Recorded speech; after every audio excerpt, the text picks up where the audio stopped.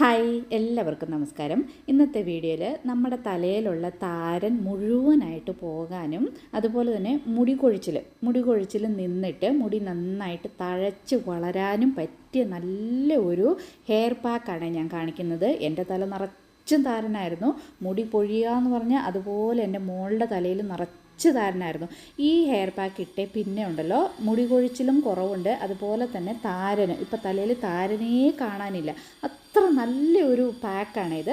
എല്ലാവർക്കും അറിയാവുന്നതാണ്. എന്നാൽ വളരെ സിമ്പിളായിട്ട് ചെയ്യുന്നതിലൊരിച്ചിരി വ്യത്യാസം.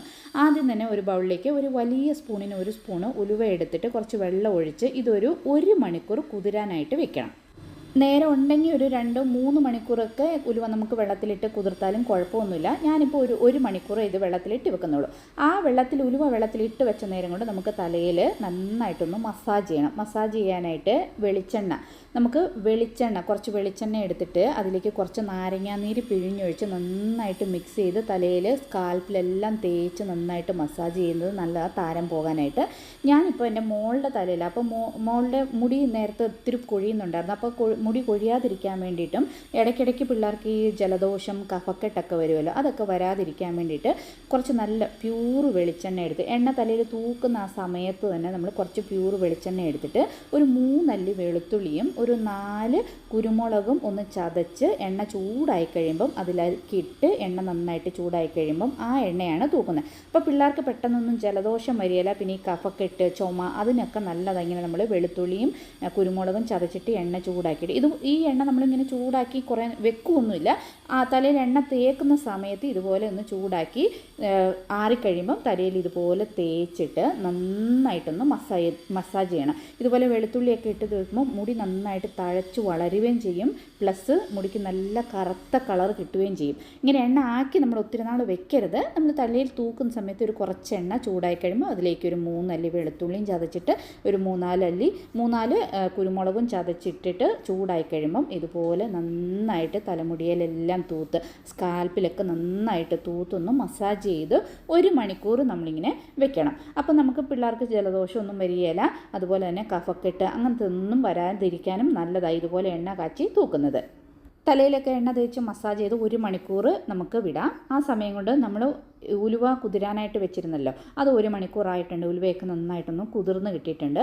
ഇനി നമുക്ക് കുറച്ച് ചിരകിയ തേങ്ങ എടുത്തിട്ട് ആ ഉലുവ നമ്മൾ കുതിരാനായിട്ട് കുറച്ച് വെള്ളം ഒഴിച്ച് വെച്ചിരുന്നു, ആ വെള്ളം തന്നെ നമുക്കിതിലേക്ക് യൂസ് ചെയ്യാം.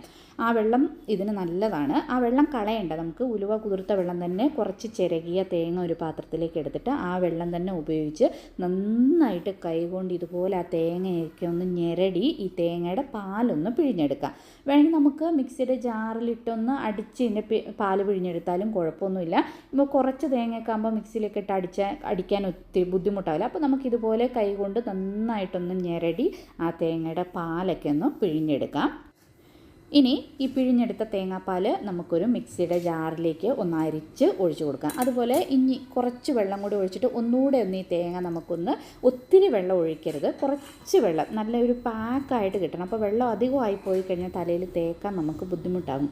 അത് കാരണം കുറേശ്ശെ വെള്ളം ഒഴിച്ച് വേണം നമ്മൾ ഇതുപോലെ ഒന്ന് പിഴിഞ്ഞെടുക്കുക. അപ്പോൾ രണ്ടാമത് ഒന്നുകൂടെ ഞാൻ ഒരു കുറച്ച് വെള്ളം ഇങ്ങനെ തളിച്ച് കൊടുത്തിട്ട് ഇതൊന്നുകൂടെ ഒന്ന് ഇതുപോലെ നന്നായിട്ട് കൈകൊണ്ടൊന്ന് ഞെരടി ഒന്ന് പിഴിഞ്ഞെടുക്കുന്നുണ്ട്.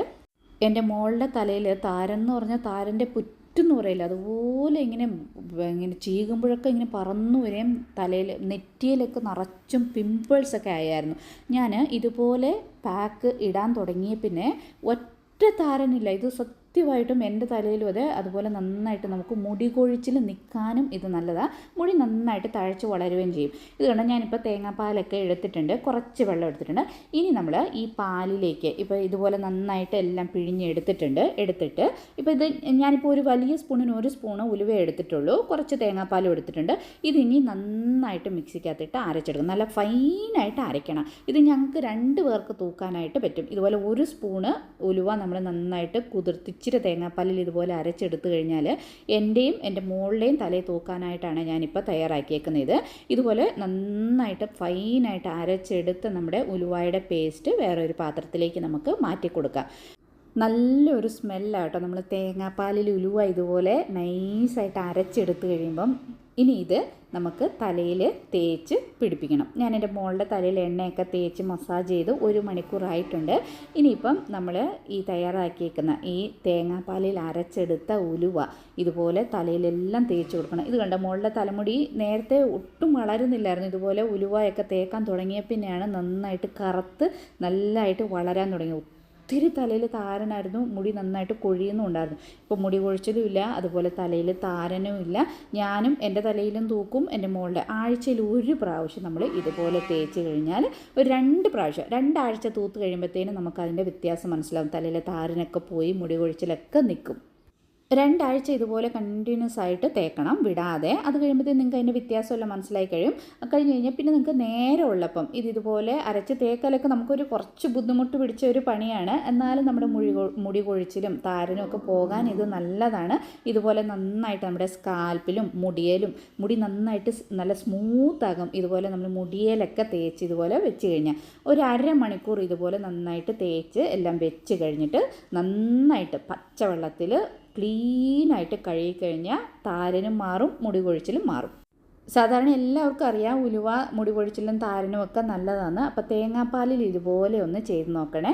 എൻ്റെ വീഡിയോ ഇഷ്ടപ്പെട്ടാൽ ലൈക്ക് ചെയ്യാനും ഷെയർ ചെയ്യാനും അതുപോലെ എന്നെ സപ്പോർട്ട് ചെയ്യാനും മറക്കരുത്.